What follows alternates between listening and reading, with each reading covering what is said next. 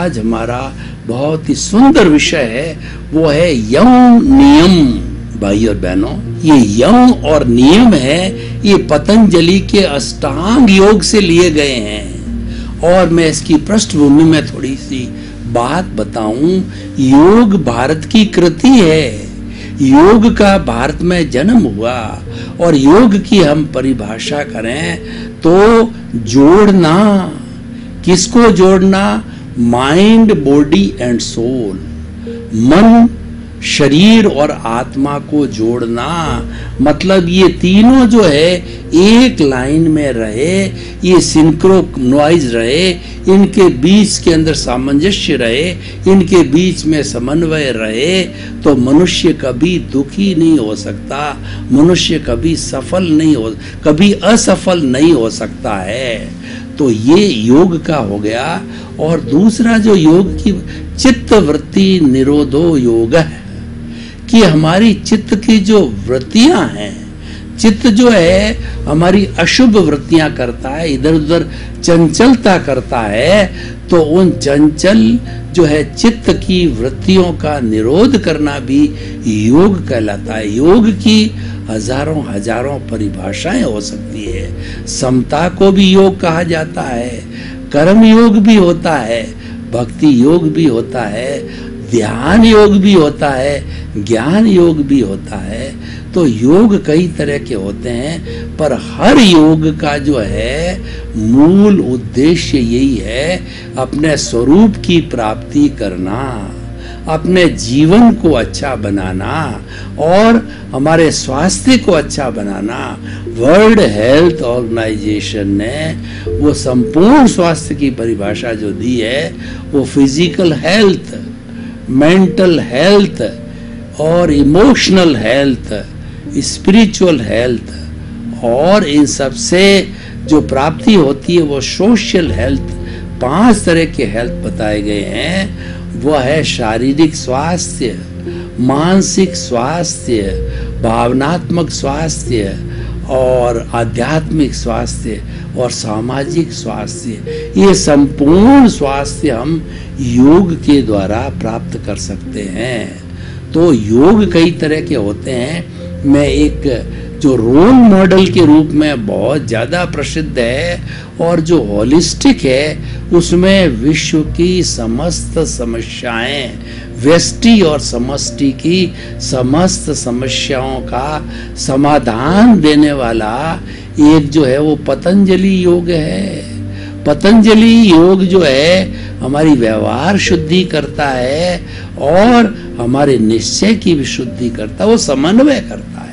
हमारे लौकिक जगत को और पारलौकिक जगत को आपस में जोड़ करके दोनों का शुद्धिकरण करता है, दोनों को निर्मित करता है।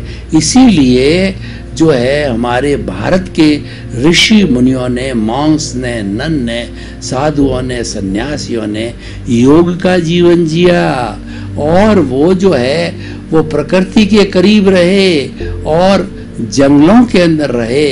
वहाँ पर जो है पशु पक्षियों की चहचहाट और जो बहते झरने और सुंदर पेड़ पौधे, फल फ्रूट और जो है सादी जिंदगी, simple living and high thinking में रह करके उन्होंने इस योग के माध्यम से जो है इमांसिपेशन, साल्वेशन, मुक्ति तक को प्राप्त किया। तो योग जो है हमको प्रथम सीढ़ी से अंतिम सीढ़ी जो हमारी इमांसिपेशन की है उस तक पहुंचाता है।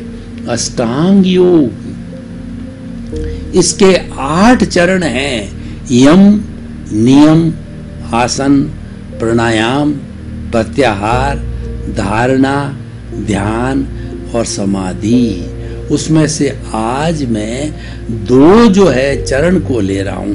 यम, यम का अर्थ होता है कि हमारे 5 बेसिक जो है महाव्रत, 5 बेसिक जो है हमारे सिद्धांत, जिसको कि हर भारतीय धर्म दर्शन ने स्वीकार किया है। कुल भारतवर्ष में आज विश्वविद्यालयों में मैं जो है वो दर्शन का विद्यार्थी हूँ तो हमारे विश्वविद्यालयों के अंदर हम 55 तरह के धर्म दर्शन आज पढ़ाते हैं, उनकी परीक्षा लेते हैं और उनको प्रशिक्षित करके उनकी डिग्री देते हैं। सभी जो आत्मा में विश्वास करते हैं, धर्म दर्शन, उन्होंने योग को स्वीकार किया है और योग को मुक्ति का साधन माना है। और उसमें से 5 जो यम हैं सभी को स्वीकार्य है, 5 महाव्रत है वो सबको स्वीकार्य है।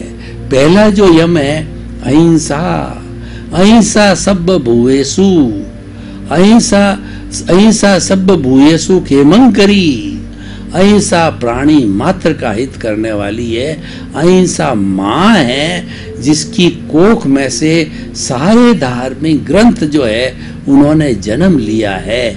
अगर किसी भी धर्म दर्शन में से अहिंसा को निकाल दो, धर्म दर्शन माइनस अहिंसा इक्वल टू 0। इसका कारण यह है कि अहिंसा जो है हिंसा और अहिंसा में भेद करता है कि हिंसा किसकी होती है, क्या जड़ की हिंसा होती है।